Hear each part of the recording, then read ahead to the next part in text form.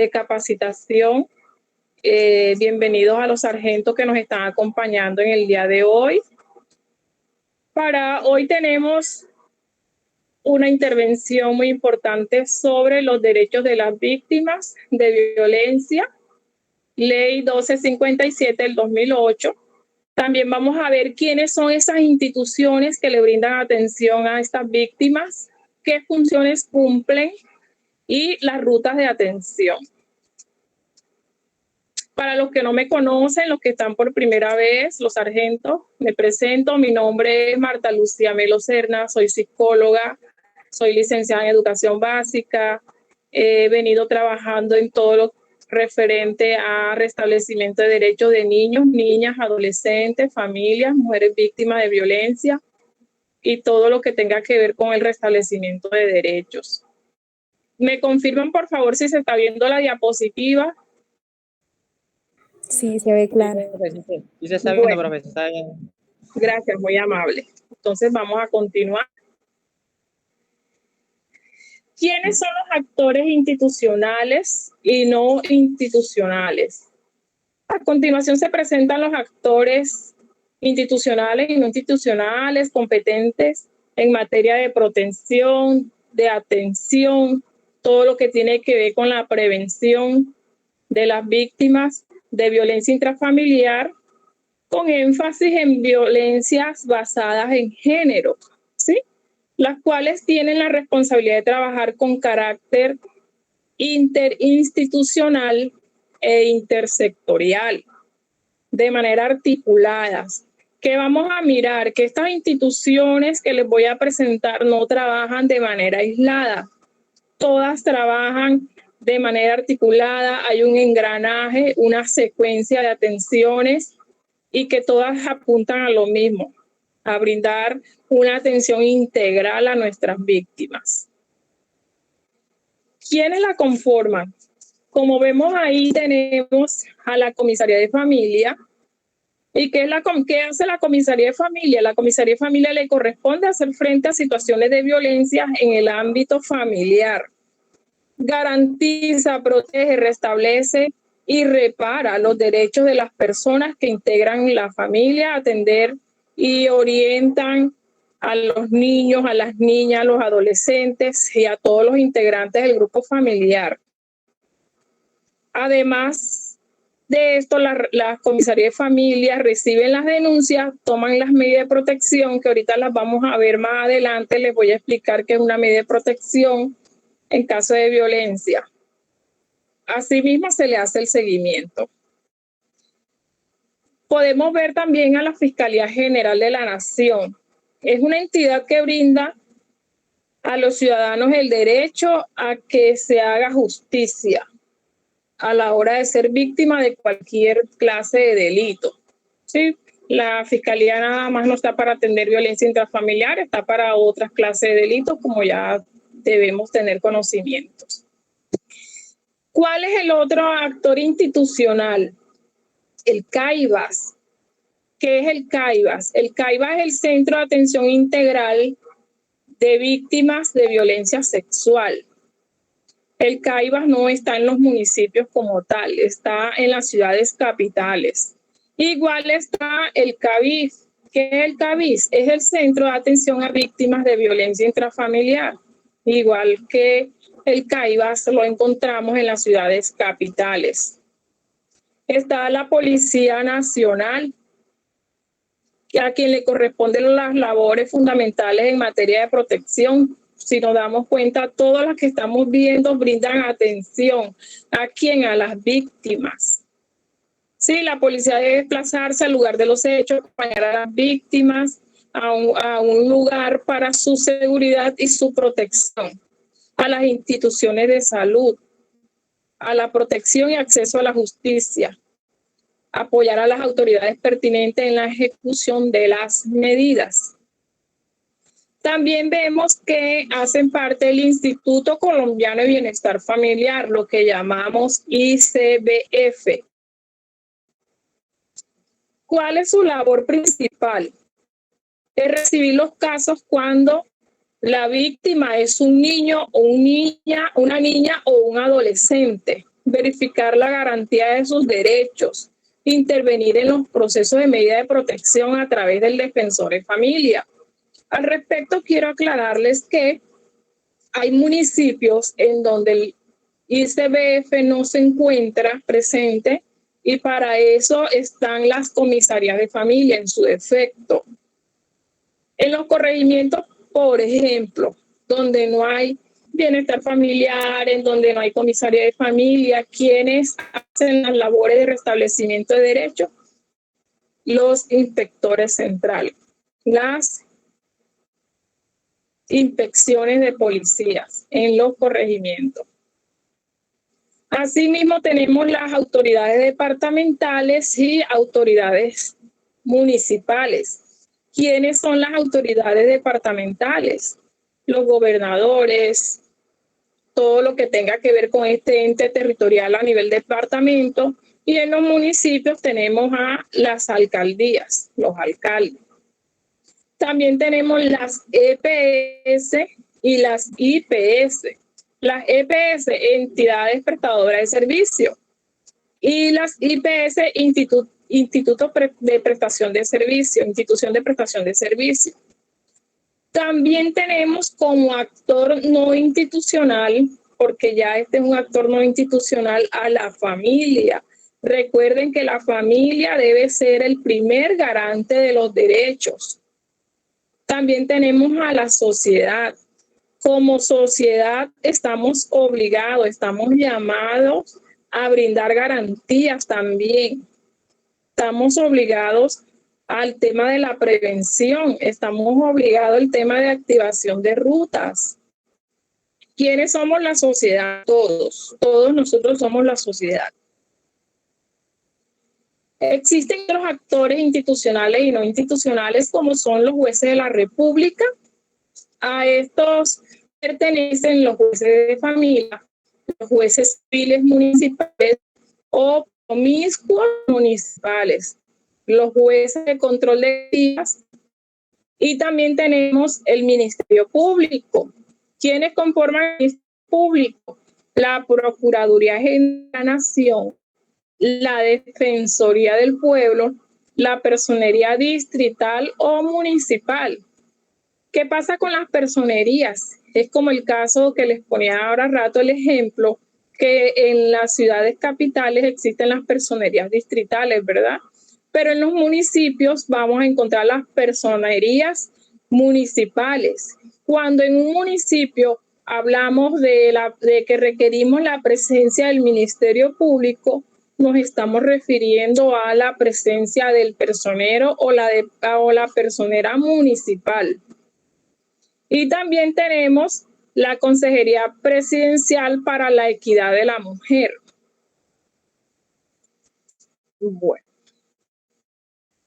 Recuerden que como actores institucionales tenemos la obligación de sensibilizar sobre la importancia que tiene denunciar y romper el silencio que tienen resultados nefastos. Tanto ustedes como nosotros estamos en la obligación de prepararnos, de orientarnos, de estudiar, ¿sí? ¿Para qué? Para poder ayudar y poder sensibilizar sobre la importancia que tiene que la víctima denuncie. Sí, si no podemos hacerlo de manera oficial, lo podemos hacer de manera anónima. Recuerden que no todo el tiempo podemos dar el frente para hacer una denuncia. Lo podemos hacer de forma anónima, por teléfono. Ahorita vamos a mirar las líneas de atención que tenemos en donde podemos hablar y no necesariamente tenemos que decir el nombre. ¿Cuáles son estas líneas? Existe la línea nacional 155 de la Consejería Presidencial para la Equidad de la Mujer. Si nosotros en la comunidad o en el lugar donde estamos prestando el servicio, observamos que hay un caso de violencia, nosotros le podemos decir a esa persona, mira, ¿por qué no llamas a esta línea? Mira, existen estas líneas, son gratuitas, y tú puedes pedir una asesoría que te brinden. Ahí hay profesionales, hay personas expertas en equidad, son equipos interdisciplinarios que brindan ayuda y te dicen qué hacer en estos casos. Lo mismo cuando dentro de nuestra familia hay un caso, también lo podemos dar a conocer. Existe también la línea nacional de la policía, que en este caso es la 123, la 123. Sería bueno que le tomen un captureo, le tomen una fotico a estas líneas, porque son líneas que debemos tener a la mano, que debemos tener para ya sea asesorar o ya sea para utilizarlas nosotros propiamente y dar a conocer o brindar, buscar asesoría acerca de cualquier caso de violencia. Entonces, ahí está la línea de la Fiscalía General de la Nación, que es la 122. Aquí se presentan denuncias de violencia intrafamiliar, violencia basada en género y violencia sexual. ¿Sí? Esta línea para violencia intrafamiliar, para colocar en conocimiento y para denunciar cualquier clase de violencia. Bueno, como les decía al inicio, en el día de hoy vamos a mirar cuáles son los derechos de la víctima de violencia intrafamiliar y de género, de acuerdo a la Ley 1257 del 2008. Recuerden, hay que prestar mucha atención porque ustedes son actores institucionales y son agentes de cambio que están llamados a brindar la orientación. Por eso la importancia de que hoy se estén capacitando, de que estén haciendo uso de esta información que se les está brindando. ¿Para qué? No para que se quede en casa ni que se quede en nuestra cabecita, sino que para que la pongamos en práctica. Recordemos que cada día la violencia intrafamiliar va en aumento y que sí o sí estamos llamados a formar parte de esas personas, de esa sociedad y de esos actores, de esas instituciones que deben velar y propender porque ya la violencia intrafamiliar no se calle, no sea un secreto y que las víctimas rompan ese silencio y ese miedo a denunciar. Dentro de los derechos que tenemos, que se les brindan a las víctimas, se encuentra el derecho a decidir si quiere o no ser confrontada con el agresor. ¿Qué quiere decir esto? Que la víctima o la persona que es víctima, porque recuerden que hemos hecho énfasis en que nada más no son las mujeres las que sufren, las que son víctimas de violencia, también existen hombres que en menor proporción denuncian, pero que existen casos, ¿cierto? Entonces, esa persona tiene el derecho a decidir si quiere o no ser confrontada con el agresor. Tiene derecho a decidir que la autoridad la escuche en otro espacio, en otra hora, en una hora diferente al del agresor. Sí, y eso lo tenemos que respetar. No los podemos obligar a estar junto con sus agresores si ellas no lo desean. El otro derecho que tienen es a recibir orientación, asesoramiento jurídico, asistencia técnica legal con carácter gratuito, inmediato y especializado. ¿Qué quiere decir esto? Que las víctimas de violencia intrafamiliar o violencia de género no tienen por qué pagar una asesoría jurídica. Ellos no pueden llegar a una comisaría de familia o a una defensoría de familia o a la fiscalía a buscar una asesoría y que de ahí le diga, bueno, sí, te vamos a asesorar, pero eso cuesta tanto. No, porque es que la información que le vamos a brindar tiene que ser de manera gratuita. Aparte de eso, debemos brindarle todo lo que tiene que ver con una atención especializada a través de un equipo interdisciplinario, como es un psicólogo o psicóloga, un trabajador social y, dado el caso, un médico, dependiendo de la gravedad de la violencia. También tienen derecho a recibir información clara, completa, veraz y oportuna en relación con sus derechos y con los mecanismos y procedimientos. Cuando la víctima llega a buscar ayuda, tenemos la obligación de decirle las cosas como son, de decirle cuál es el mecanismo y cuáles son los procedimientos.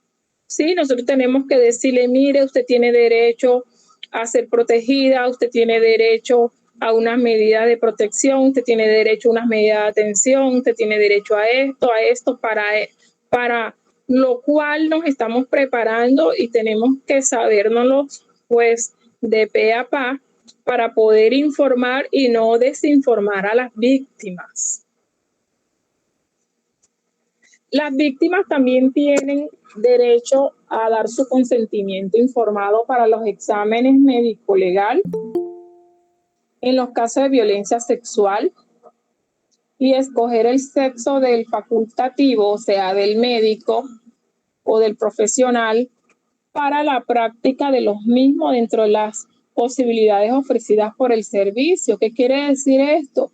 Que las víctimas no pueden ser sometidas a un examen médico legal sin antes no haber dado su consentimiento e informado qué se le va a hacer, qué se le va a revisar, de qué manera y quién se lo va a hacer.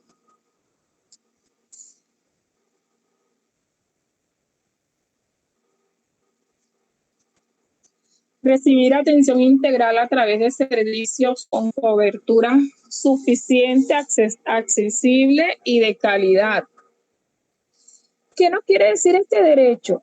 Que debe ser una atención completa, que se debe propender por el restablecimiento de los derechos y dar una organización a esa persona, buscando la articulación con todas las entidades que hacen parte de la ruta de atención, con la finalidad de garantizar una vida libre sin violencia.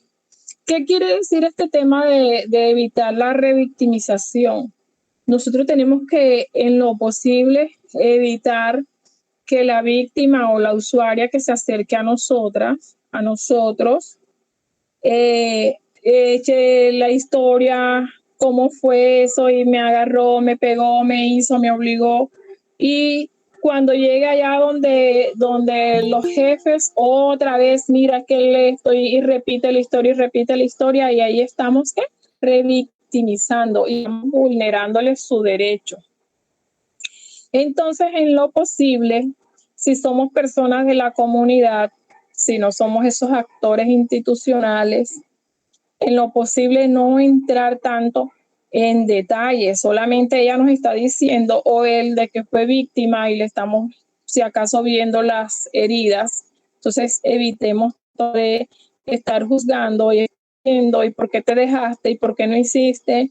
Y estar señalando, juzgando. No podemos hacer eso porque estamos revictimizando, y tras de que la persona está con esa carga emocional, vamos a hacerlo sentir culpable de lo que le está sucediendo, entonces estamos cometiendo un grave error. El otro derecho es que la víctima tiene derecho a ser tratada con reserva de identidad.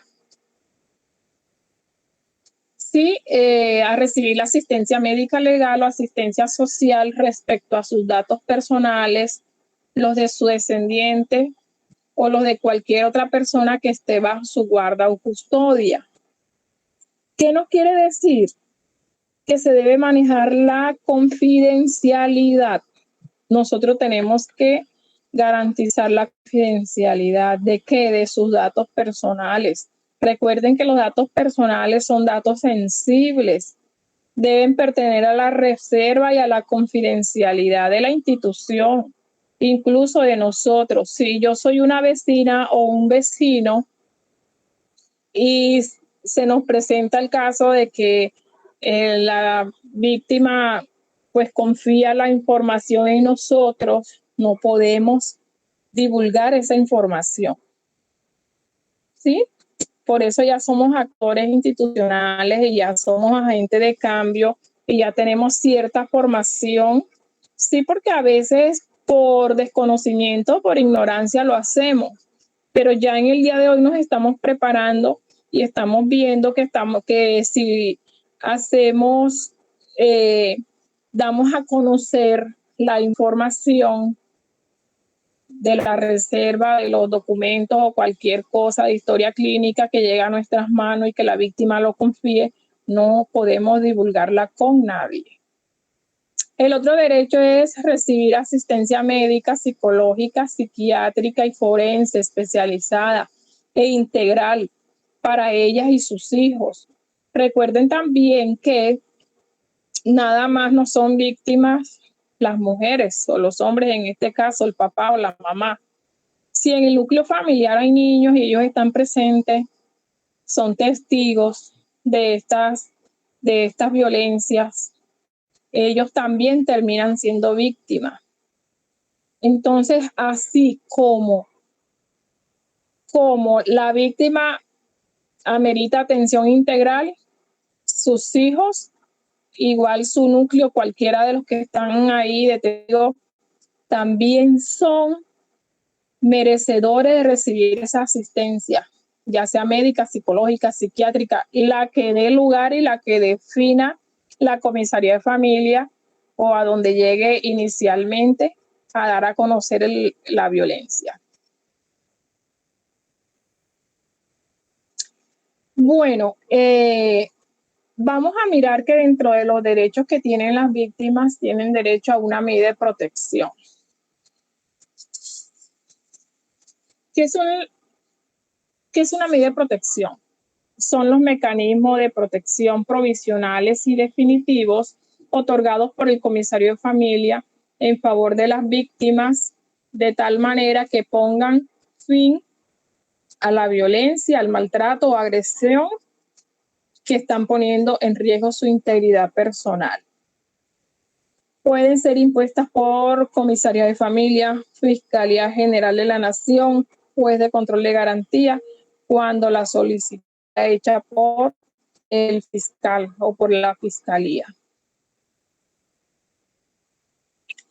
¿Cuáles son las medidas de protección? Bueno, cuando nosotros escuchamos, no es que yo estuve en la comisaría de familia, yo tengo una medida de protección, entonces a veces decimos, bueno, pero ¿qué es una medida de protección? ¿Y a qué es acreedor una persona que tenga una medida de protección? Bueno, mediante la medida de protección, el comisario o el fiscal puede ordenar al agresor el desalojo de la casa donde habita. ¿Sí? Recuerden que cuando la presencia de ese agresor implica un riesgo para la salud física o mental de nuestra víctima o de la usuaria, el comisario tiene toda la facultad para ordenar el desalojo de la casa o de la habitación, pues más que todo de la casa. Esto, sin lugar a duda, muchas veces el agresor se rehúsa a dejar esa vivienda donde está. ¿Por qué? Porque dice, bueno, pero si esta casa es de los dos, a mí, ¿por qué me van a decir que tengo que abandonar? Pero en estos casos se busca proteger a la víctima sin decir que la otra persona va a perder los derechos sobre el bien o el inmueble, ¿sí? Se le pide el desalojo mientras que se pueda dar solución a todo lo que tenga que ver con lo adquirido en la sociedad conyugal o en la sociedad patrimonial, como son las casas, todo lo que tengan que ver, todo lo que hayan adquirido, los bienes. El hecho de que el agresor sea desalojado de la vivienda no quiere decir que vaya a perder los derechos que hayan adquirido como pareja, ¿sí? Entonces, hay que tener eso muy presente. La medida de protección, cuando un comisario la dicta, no necesariamente quiere decir que la persona va a desalojarlo de todas las cosas, de todas sus pertenencias. Se le está pidiendo de que salga del lugar donde están ocurriendo los hechos violentos. Esta medida de protección es provisional, ¿sí? En el sentido de que él pueda realizar todas las acciones judiciales, él o ella, como por ejemplo la liquidación de la sociedad. Lo que se busca con esta medida es ponerle fin de inmediato al riesgo en que se encuentra la víctima. Otra medida es ordenar al agresor abstenerse de penetrar en cualquier lugar donde se encuentre, prohibir al agresor esconder o trasladar de la residencia a los niños y personas discapacitadas en situación de indefensión, miembro del grupo familiar, obligación de acudir a un tratamiento reeducativo y terapéutico a costa del agresor. Miren lo importante que es esta medida, ¿sí? Donde se le obliga, donde se le ordena, donde se le prohíbe al agresor a llevarse a los niños, por ejemplo, o a las personas discapacitadas o que sean dependientes de él. ¿Por qué? Porque para eso la comisaria, el comisario está en todas las facultades de decir o de dictar o de establecer cuáles son los regímenes de visitas que van a tener cuando hay menores de edad. Sí, ahí van a decidir cómo va a ser el encuentro de ese agresor con sus hijos, o si está prohibido que tengan el acercamiento, ya sea porque también sean agredidos por él, o todo lo que defina la autoridad competente. También se le obliga a ayudar a la víctima con el tratamiento reeducativo y terapéutico. Sí, el agresor en muchas ocasiones, dependiendo de todas las afectaciones emocionales, incluso físicas, que le haya ocasionado a la víctima, así también él es obligado a cumplir con ese tratamiento. La otra medida es ordenar al agresor el pago de los gastos de orientación y asesoría jurídica, médico, psicológico, psiquiátrico que requiera la víctima. Es muy parecido al anterior. La otra es protección temporal especial de la víctima por parte de las autoridades de policía, tanto en su domicilio como en su lugar de trabajo, cuando el maltrato reviste gravedad. ¿Qué nos indica? De que aquí la policía juega un papel muy importante, y es que ellos de manera constante deben brindar lo que llamamos rondas, debe darle rondas frecuentes a las víctimas. Para ello es importante que tanto la comisaría como la fiscalía le activen la ruta a la policía y le den información de quién es la víctima, dónde se encuentra, si su número de contacto o su dirección, para que la policía entre en contacto,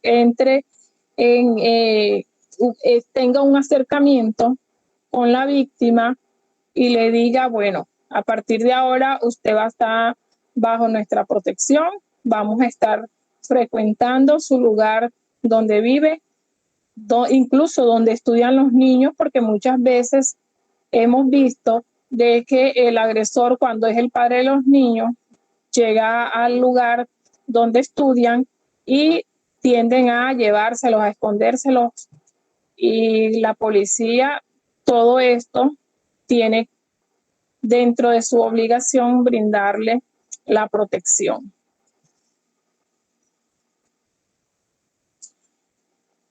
Otro derecho que tienen las víctimas es a una medida de atención.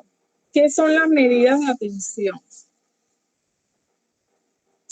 Se debe entender por medidas de atención los servicios temporales de habitación, alimentación y transporte que necesitan las mujeres víctimas de violencia, las cuales se dan en casa refugio, casa hogar de acogida, o cuando estos no existen en la jurisdicción, se contrata un servicio hotelero, los cuales están a cargo de las EPS de la víctima.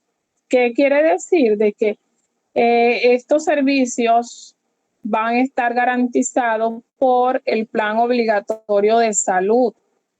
Sí, es el sector salud quien tiene la obligación de estar a tono con el cumplimiento de este derecho a que tiene la víctima.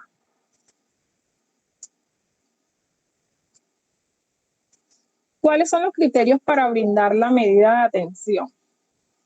Bueno, para brindar una medida de atención, la víctima debe tener una afectación en su salud física o mental, según lo consignado en el resumen de la historia clínica.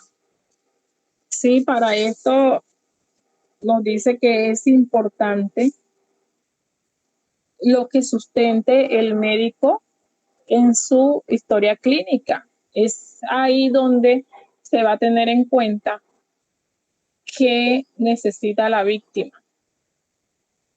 Debe contener recomendaciones para el tratamiento médico a seguir. Y también cuando hay situación especial de riesgo en la que se encuentre la víctima. Bueno, estas medidas de atención son otorgadas por un término de 6 meses.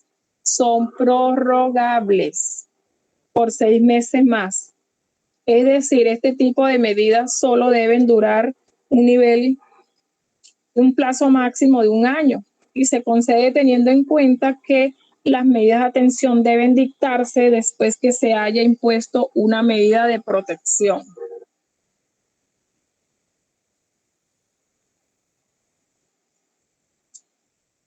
¿Cuál es el orden de escogencia del tipo de medida de atención? Como todo, es secuencial. Primero debe ser habitación, alimentación y transporte en casa de refugio o albergues temporales. Los hospedajes y la alimentación debe contar con una dotación básica, una alimentación balanceada e insumos de aseos. Además, cuando se requiere, se suministra el vestuario. ¿Cuándo se suministra vestuario? Cuando encontramos estas víctimas que salen de su casa sin nada, cuando el agresor les retiene todo, la ropa, el documento de identidad, o en dado casos hay violentos que les queman la ropa, ¿cierto? Entonces, cuando ellas van a recibir este servicio de hospedaje y alimentación, claramente nos damos cuenta de que requiere el suministro de vestuario.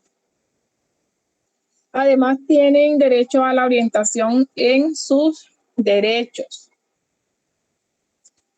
Sí, labor de empoderamiento como sujetos de derecho, orientación para la obtención de documentos de identificación, lo que les decía hace un rato, cuando estas víctimas salen de sus casas y los agresores les queman los documentos de identidad. ¿Sí? Hay que activar la ruta, hay que decirles qué hacer, incluso la misma entidad tiene que ayudarle a gestionar el nuevo documento de identidad. Así como sobre los mecanismos para el acceso a los derechos, a la verdad, a la justicia y reparación, acompañamiento psicojurídico antes y después del proceso penal. Vamos a mirar un tema muy importante. Para ello vamos a analizar un video que tenemos y es el tema de las denuncias. Sí, este video nos va a mostrar un tema que llama mucho la atención y es por qué las víctimas no denuncian o por qué la gente no denuncia cuando está siendo víctima de violencia. Para eso le pido el favor a Jorge que nos colabore con el video. Jorge.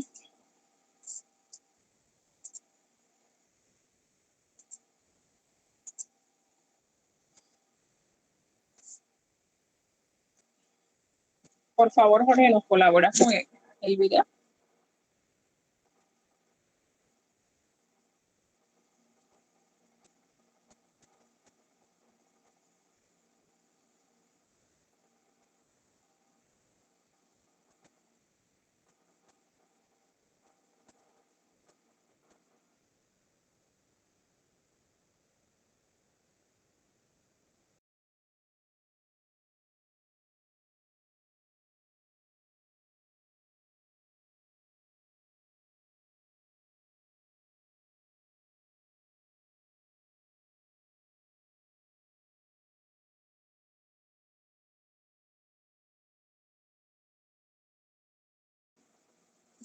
Jorge, Jorge Ballesteros, por favor.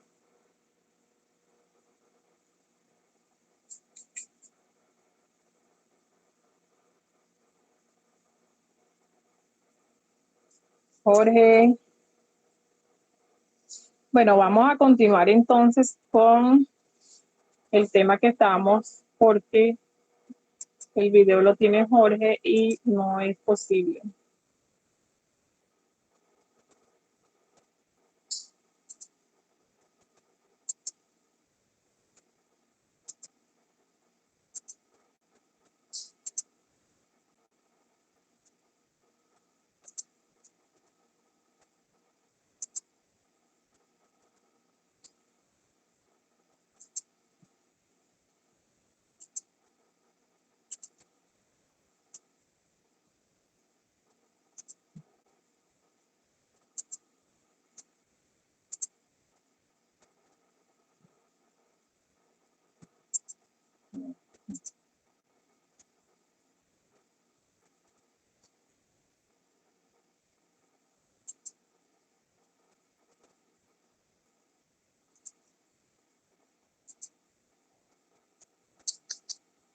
Se cayó la señal.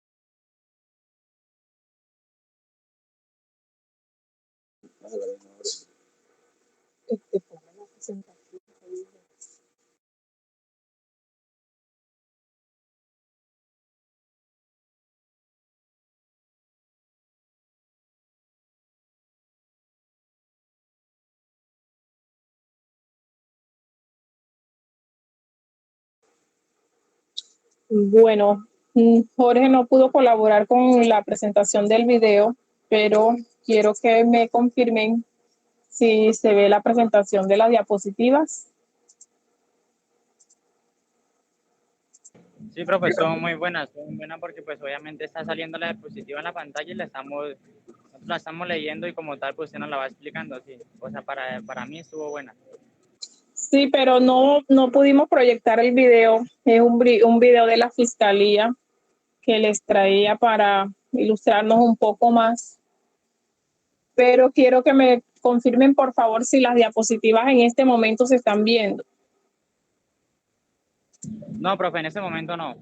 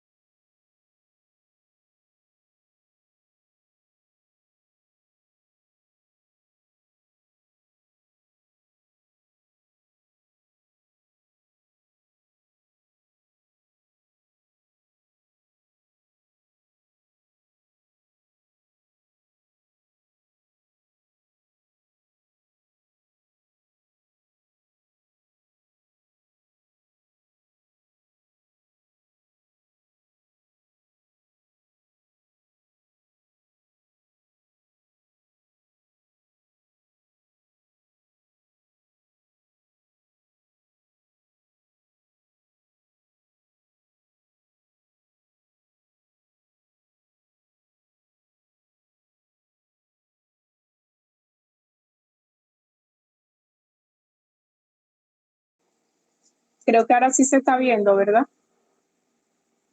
Sí, profe, ahora sí se está viendo, sí. No sé, parece que era el internet que no dejaba proyectar.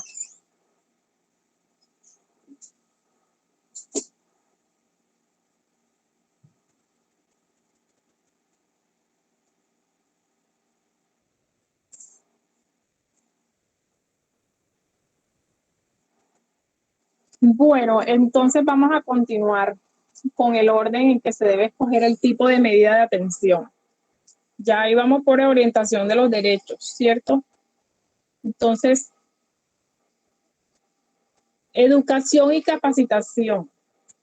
Hay que gestionar con instituciones públicas u organizaciones especializadas de la sociedad civil para vincular a las mujeres en proceso de alfabetización, culminación de su básica primaria y secundaria o incluso educación técnica o universitaria, dependiendo. Ustedes saben que muchas veces las víctimas cuando están experimentando este tipo de violencia tienden a alejarse de su proyecto de vida.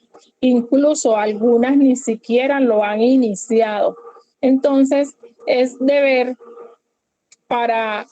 de la entidad lograr que las mujeres puedan culminar o incluso dar inicio a este ciclo de preparación y de capacitación, de educación, todo dependiendo de en qué grado está, cuáles son sus deseos, la que no haya estudiado si desea iniciarlo, todo depende de su historia de vida y de su realidad como tal.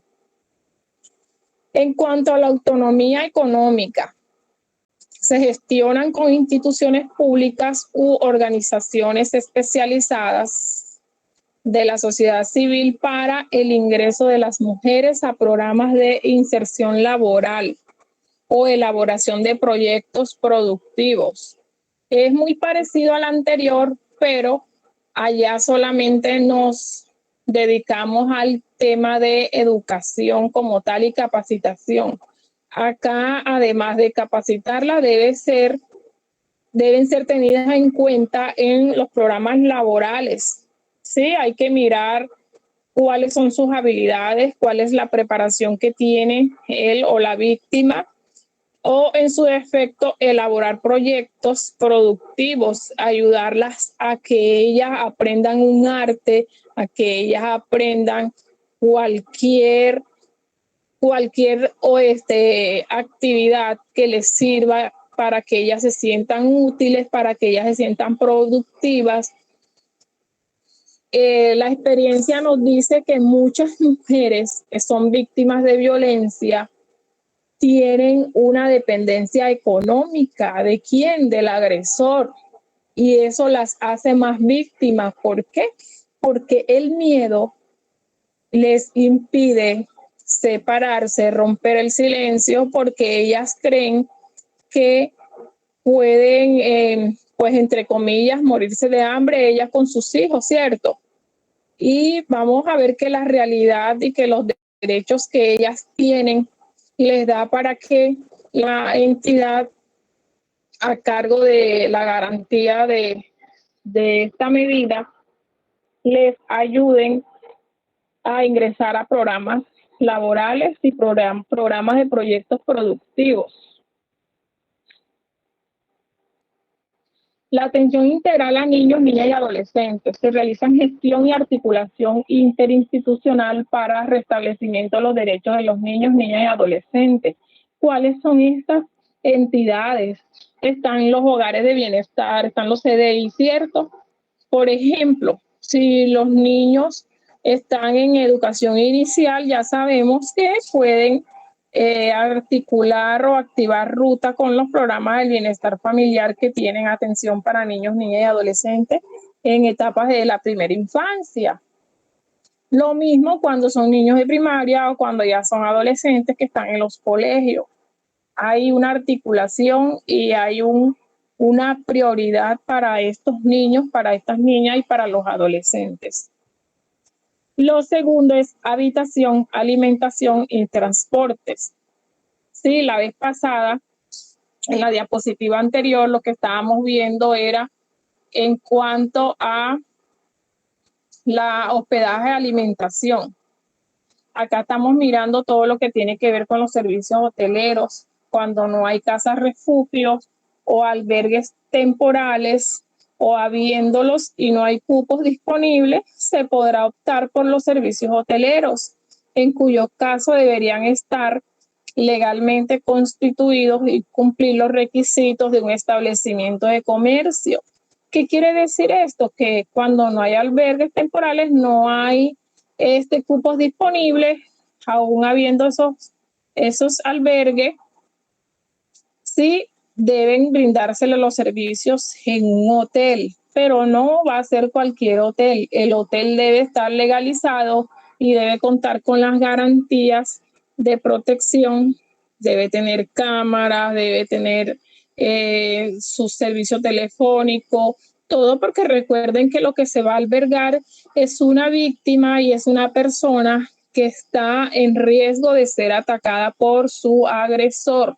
Entonces, el hotel que va a brindar este servicio debe estar legalmente constituido y tener toda la garantía de protección, como es la vigilancia. Y el tercero son los subsidios monetarios. ¿Para qué? Para acceder a este beneficio debe reunirse los siguientes criterios. El primero, que en el departamento de distrito donde resida la mujer víctima no existan servicios de habitación contratados. O sea, ante la ausencia de los dos anteriores, existe el subsidio monetario. Ante la ausencia del servicio de hogar acogida y del servicio de habitación contratado, debemos tener el subsidio monetario. Y el segundo en el municipio donde resida la mujer víctima no existan los servicios de habitación contratados y ella no pueda trasladarse del municipio por razones de trabajo. También, como tercero, los cupos asignados en el departamento o distrito para servicios de habitación para las mujeres víctimas de violencia se hayan agotado, que ya no hayan cupos. Entonces, acudimos a este subsidio monetario. Bueno, otra de las medidas con las que debe contar la víctima y que es un derecho son las medidas de estabilización. ¿Qué son las medidas de estabilización? La ley 1252 del 2008 también 1257, perdón, ahí dice 1252, pero es 1257. Del 2008 también contempla que la mujer sea estabilizada, que surja en su vida económica o en su vida emocional.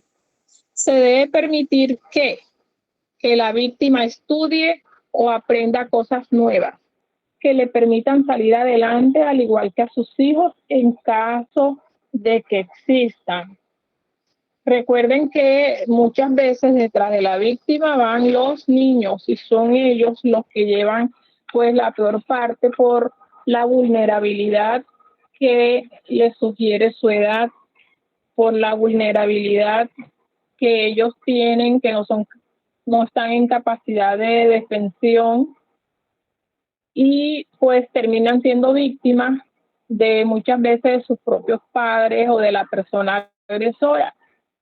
Entonces, son ellos los que también van al lado de la víctima, en el caso de la madre, a recibir este servicio de estabilización.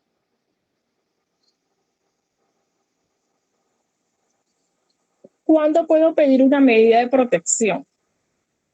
Cuando haya sido víctima de maltrato por parte de alguno de los miembros de la familia, que son los cónyuges, compañeros, como ya lo dijimos en la clase anterior, los descendentes o descendentes, que pueden ser papás, abuelitos, o los hijos o los nietos, todas las demás personas que de manera permanente se hallaren integrados a la unidad doméstica. Bueno, pues la verdad que necesitamos proyectar el video que traje para el día de hoy, pero no sé, Jorge, ¿dónde está? Y ese video lo tiene Jorge. Entonces, no sé si llegamos a un acuerdo, yo se los mando, yo se los envío y en la próxima clase, los primeros 5 minutos, lo cogemos, lo tomamos para debatir acerca de ese video. ¿Qué les parece? Sí, profe, está bien. Sí, profe, Está bien, profe. Porque uno no lo envía y nosotros Bueno, lo entonces, miramos y después tú no lo explicabas mejor en la otra clase, ¿no? sí, vamos a hacerlo así. Vamos a hacerlo de esa manera. Entonces, yo me pongo en contacto con la doctora Adriana, le hago llegar el video y la próxima clase, durante los primeros 5 minutos, vamos a estar debatiendo y vamos a estar haciendo pues una reflexión acerca de ese video, porque la verdad es que me interesa. Y yo sé que a ustedes les va a gustar también y va a dar de mucho de qué hablar. Por ahora, vamos a hacer una autoevaluación, ¿sí?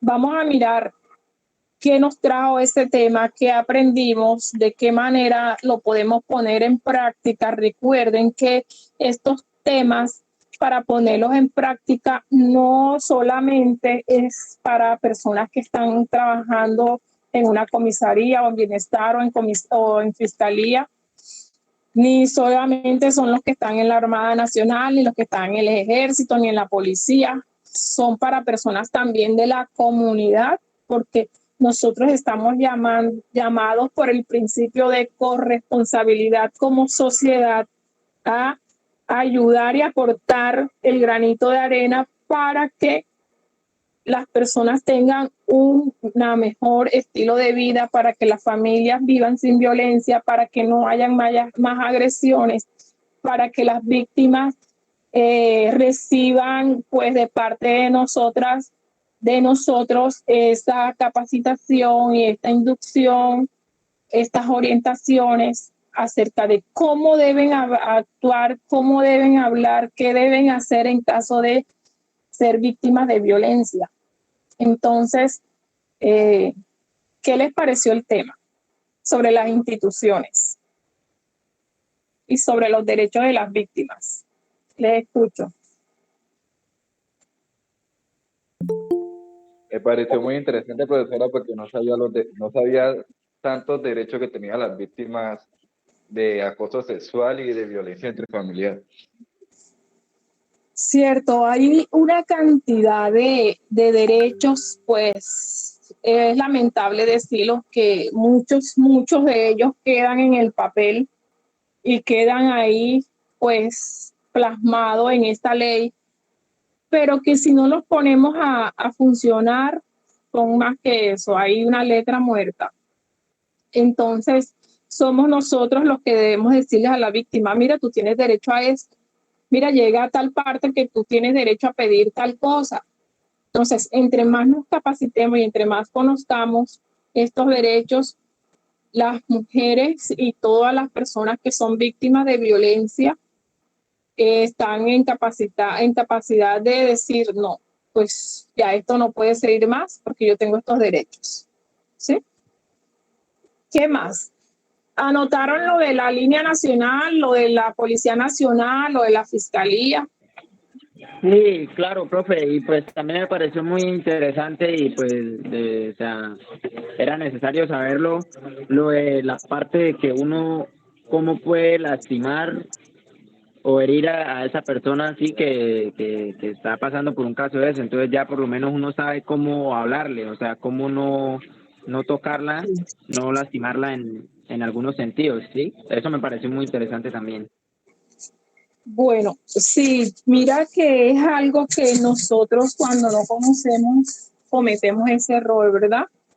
Empezamos a juzgar y pues suficiente con que esa persona, esa víctima está llevando ese dolor, está llevando ese trauma y llegar nosotros, porque a veces se acercan a nosotros y vamos a entrar a juzgar y a engrandecer más su dolor y su herida, ¿cierto? Entonces, así lo que logramos es que muchas de estas víctimas se retracten o les dé miedo seguir hablando, si ya ellos tienen la confianza de comentarnos lo que le está sucediendo, pues tenemos que hacer uso de la escucha activa.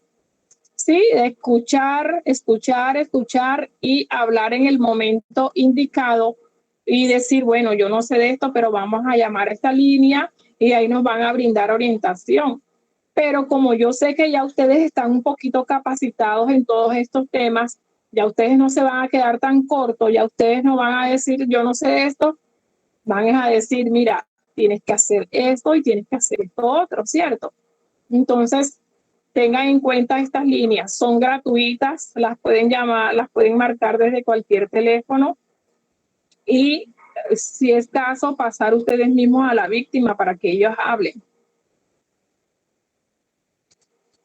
Por eso les dije, anótenla o tomen el pantallazo y ténganlo ahí.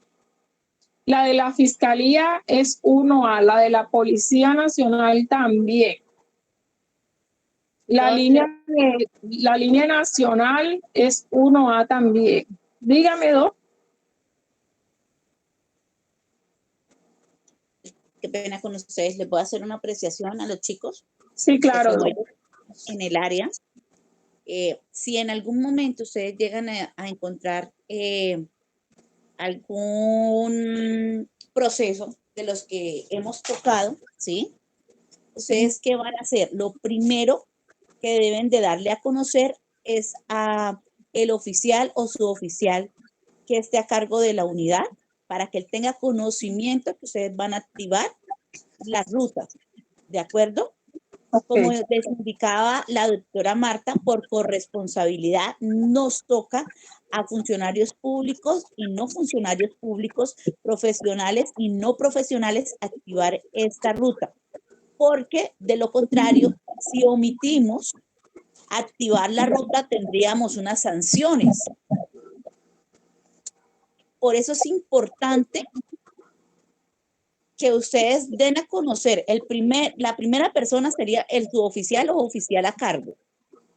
Y automáticamente después hacen la llamada a la línea 123. Por este motivo es que a través de la Infantería de Marina, el sargento mayor Carlos Alvarado y los otros suboficiales, oficiales y el coronel Pinzón nos indicaba cómo podemos ayudar a la comunidad, y esta es una forma de poderlos capacitar a ustedes y que a través de ustedes, que son los que representan la Armada, se pueda activar las rutas. Pero el primer conocimiento debe tenerlo el oficial y el suboficial a cargo de ustedes, ¿de acuerdo? Y ahí sí inician lo demás. Importante, no confronten la víctima con el victimario.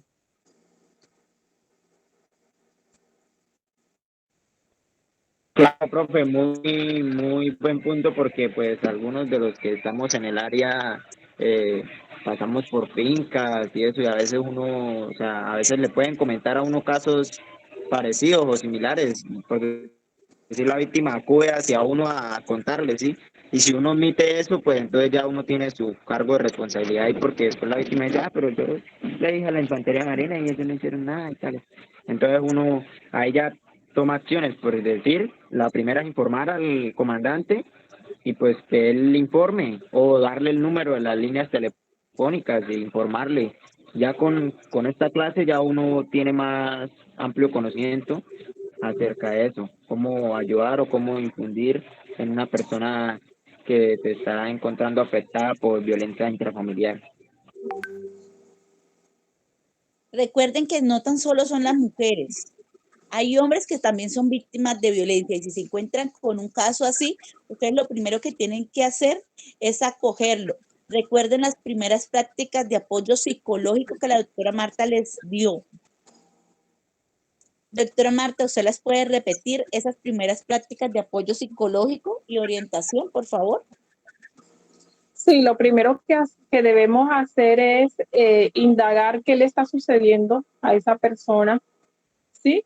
Porque es que a veces llegamos y nos damos cuenta de que ha sido víctima de violencia, pero tenemos que saber por parte de quién, porque acuérdense que a veces hay violencia intrafamiliar o violencia de género, pero también hay lesiones personales. Sí, entonces hay que mirar porque son dos frutas totalmente diferentes. Entonces, la escucha activa es muy importante. Tenemos que estabilizar a la persona, porque muchas veces encontramos a esa persona en un estado de angustia, y eso no le permitirá pues hablar ni informarnos ni decirnos qué es lo que le está sucediendo. Entonces, tanto nosotros como la persona debe estabilizarse emocionalmente, sentirse en confianza. Sí, porque si nosotros encontramos a la persona llorando, a la víctima llorando, llorando y llorando, y nosotros nos vamos a poner nerviosos, no lo vamos a poder ayudar, ¿verdad? Entonces, primero que todo, debemos contar con una estabilidad emocional por parte de nosotros, quienes vamos a brindar esa ayuda. Porque si no estamos estabilizados emocionalmente, va a ser más que imposible brindar ayuda. Muchas personas, en cambio de ayudar a tranquilizar y ayudar a estabilizar emocionalmente, lo que hacen es alterar más a la persona. ¿Por qué? A la víctima. ¿Por qué? Porque engrandecen la situación en que se encuentran. Sí, le dice, ay, pero cómo tienes la cara, pero mira cómo botas ese poco de sangre, pero mira que tienes la boca hinchada, que esto, no podemos hacer esos comentarios. Tenemos que ser muy discretos en lo que vamos a apreciar, en lo que vamos a expresarle a la persona. Sí, y no es extralimitarnos, no nos vamos a extralimitar. Nosotros que tenemos que hacer, estabilizar y decir a dónde acudir. Pues ya la doctora Adriana nos está haciendo énfasis en que ustedes tienen que dar a conocer la situación a su superior inmediato. Entonces no se pueden extralimitar. ¿De acuerdo? Bueno, ¿qué más les llama la atención? ¿Qué otra cosa no sabían y que de pronto hoy despejaron esa duda?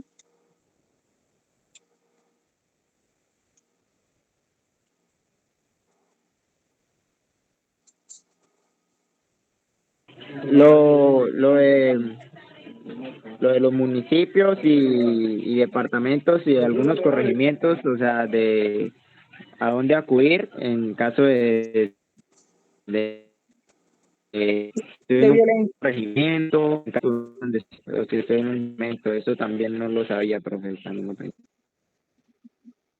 Sí, claro, es muy importante que tengamos en cuenta de que en las zonas veredales, en los corregimientos, ustedes no van a encontrar la comisaría de familia ni un bienestar familiar. ¿Listo? Ustedes van a encontrar las inspecciones rurales o las inspecciones rurales. Es donde ustedes van a poder orientar a las víctimas. Pero como la doctora les está indicando, eso tiene que ser hablado y socializado con su superior inmediato.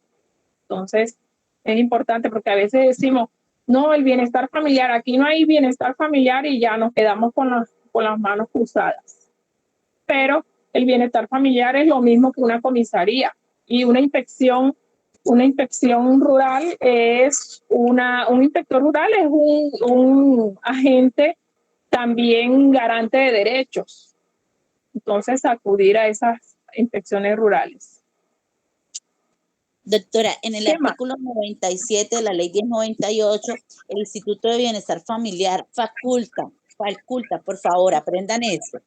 En el artículo 97 de la ley 1098, el Instituto de Bienestar Familiar faculta por procesos, por ejemplo, si no hay un defensor, le corresponde a un comisario. Si no hay comisario, a un inspector de policía central. Y si no existe inspector de policía central, inicia con un inspector de policía rural. Recuerden siempre esa parte. Cuando atiendan estos casos, sean observativos y cuando tengan que pasar el informe, lo pasan con observaciones a la persona que esté a cargo de ustedes. Porque a ellos en la estadística general, pues les van a pedir la información más detallada. Pero ustedes tratan de, por favor, siempre, cuando suceda esto, estar informando al suboficial o oficial a cargo. Recuerden que eso es primordial.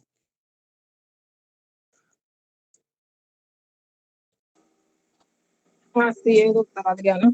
Es muy valedero su aporte en lo que nos dice la ley 1098 y es también todo lo que tenga que ver con la corresponsabilidad y la subsidiariedad, ¿sí? Competencia subsidiaria que dicen.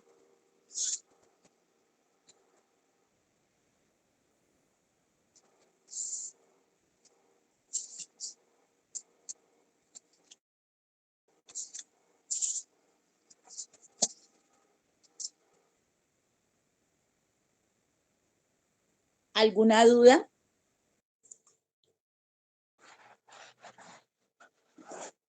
Que tengan, que les podamos despegar.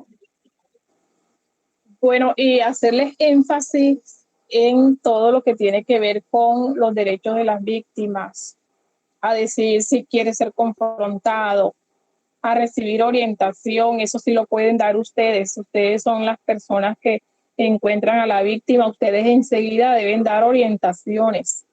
Y donde tengan duda, enseguida llamen a su superior y enseguida diga, ¿qué hacemos con esto? Y él les orientará, él dará las coordenadas a seguir. Pero primero que todo, ustedes deben brindar la primera orientación, como por ejemplo, aléjate del agresor, no te acerques a él, cosas así, donde ustedes vayan a ayudar a salvaguardar la vida de esa persona. Y del niño, si hay un adulto mayor también, o si hay personas discapacitadas también. Sí, hay situaciones en donde estamos obligados a tener una reacción inmediata. Entonces, como les dije hace rato, sin extralimitarnos, pero sí podemos dar unas reacciones en donde claramente podemos salvaguardar la vida de la persona que está en riesgo en el momento.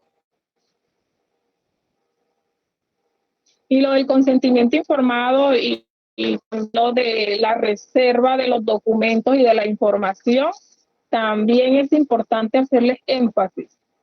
Sí, muchas veces por desconocimiento empezamos a mirar y a mandar el documento de identidad de la persona, y si son de niños más rápido, o a veces la foto donde está la víctima botando sangre, donde está la víctima semidesnuda, situaciones que ponen en riesgo todo lo que tenga que ver con la confidencialidad y que nos acarrea y nos compromete de manera, mejor dicho, singular, cuando no le damos el manejo a todo lo que tenga que ver con la reserva y la confidencialidad de la información.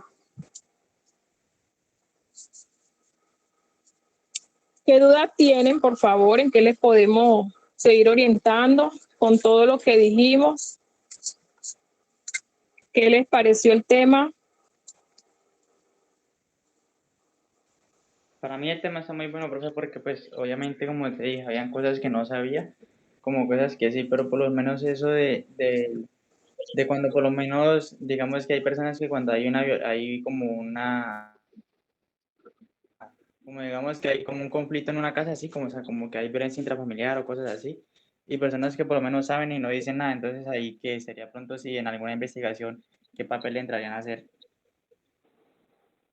Sí, aquí lo importante es sensibilizar a la persona, a la víctima, de lo importante que tiene hablar, denunciar, dar a conocer. ¿Por qué? Porque si esa persona, el caso de violencia intrafamiliar es una situación muy delicada. ¿Por qué? Porque nosotros debemos contar con el consentimiento de esa persona para de pronto activar la ruta. Si esa persona no quiere, a nosotros lo que más nos toca es hacer la sensibilización.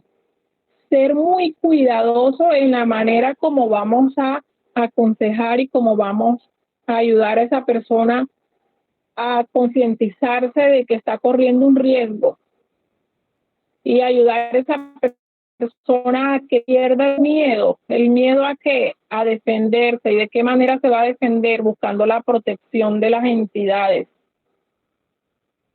Entonces el tema de violencia es bastante delicadito, es un tema que tenemos que tratar sí o sí, pero que tiene que ser con la mayor confidencialidad, como les dije hace rato, y estar muy, muy, muy del lado de la víctima, siempre del lado de la víctima.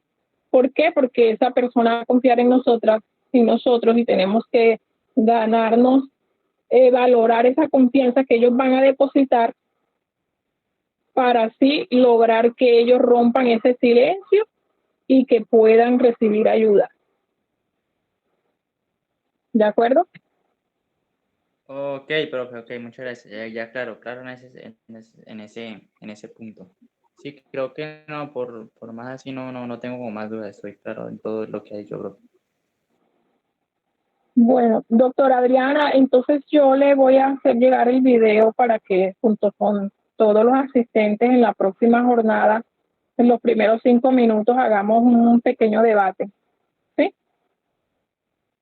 Me parece bien, doctora. Por favor, chicos, no se les olvide los dibujos sobre el proyecto de vida. Al igual, cada una de los diplomados, en el momento en que esté en cada una de las bases, vamos a hacer un simulacro para que ustedes puedan reaccionar ante un suceso. Señor, ¿para cuándo se puede hacer los dibujos? Profesora Adriana, ¿y qué era lo que había que Próximo- colocarle a los dibujos? Disculpe. Dime el nombre de cada una de las personas. ¿Qué era lo que había que colocarle, o sea, la oración abajo del dibujo de qué era lo que trataba? No, con un dibujo van solamente ustedes dibujándose debajo de la lluvia, ¿sí? Otro dibujo, su familia debajo de la lluvia y ustedes debajo de la lluvia. Y el tercer proyecto es el proyecto de vida a mediano, corto y largo plazo. Yo envié por el WhatsApp a mi profesora el dibujo debajo de la lluvia, ya lo realicé, eso lo hice en menos de 5 minutos, pero la había escuchado que había que colocar una oración, pero la escuché mal. El proyecto de vida a mediano, perdón, a corto, mediano y largo plazo. Señor, ¿y para cuándo se puede hacer los dibujos? Tienen 8 días, hijo. Sí, porque yo ahora estoy de guardia. Tranquilo, tienen 8 días. Lo importante es que ustedes puedan recibir toda la información que nosotros les estamos entregando para que ustedes recuerden que ustedes son los héroes del azul de nuestra bandera, ¿sí? Y nosotros señor, les agradecemos por ser esos héroes que están ahí con el azul de nuestra bandera. Señor, yo hago todo lo posible para estar en la clase de usted y todo eso. Y yo De en acuerdo. estos momentos no está tan ocupado que yo hago todo lo posible para entrar. De acuerdo. Y agradecemos todo el esfuerzo que ustedes hacen. Sí, le agradecemos todo el esfuerzo. Mira que no es fácil porque nosotros sabemos que ustedes tienen muchas obligaciones, mucha responsabilidad y sacan pues este espacio para ilustrarse, para aprender cosas diferentes a lo que les toca estudiar allá donde están, pero que no son ajenas a ustedes como seres humanos. Entonces, eso se los aplaudo, eso se los aplaudimos, los felicitamos y los exhortamos para que se sigan capacitando y para que sigan asistiendo a cada una de estas charlas, de estas informaciones que les estamos brindando. No está de más aprender todo lo que aprendamos y más el tema de violencia y de violencia de género que cada día va más en aumento. Y yo sé que ustedes son testigos en las comunidades donde han llegado de que cómo avanza, cómo crece el número de víctimas y qué chévere, qué fantástico, qué bonito que ustedes puedan aportar ese granito de arena, opinar y decir, mira, nosotros tenemos conocimiento de esto, nosotros podemos ayudarlos para que sean personas de bien y que sean personas que ayuden a formar a otras personas. Entonces, esta es la idea de que ustedes lo que aprendan, lo pongan en práctica, enseñándoselos a otras personas o a otros compañeros que no tengan la oportunidad de conectarse, ustedes puedan socializar. Entonces, felicitaciones y les deseo muchos éxitos. Muchas gracias por haber asistido a la jornada de hoy. Gracias, doctora Adriana. Disculpen las interrupciones, el internet hoy estuvo malísimo por acá, pero bueno, aquí estamos y seguimos.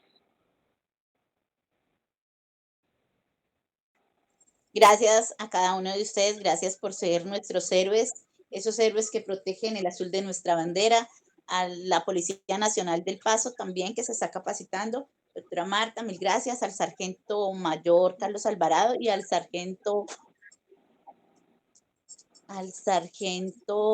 Moisés. Sargento, creo que está conectado. ¿Me recuerda su nombre? Moisés Alberto.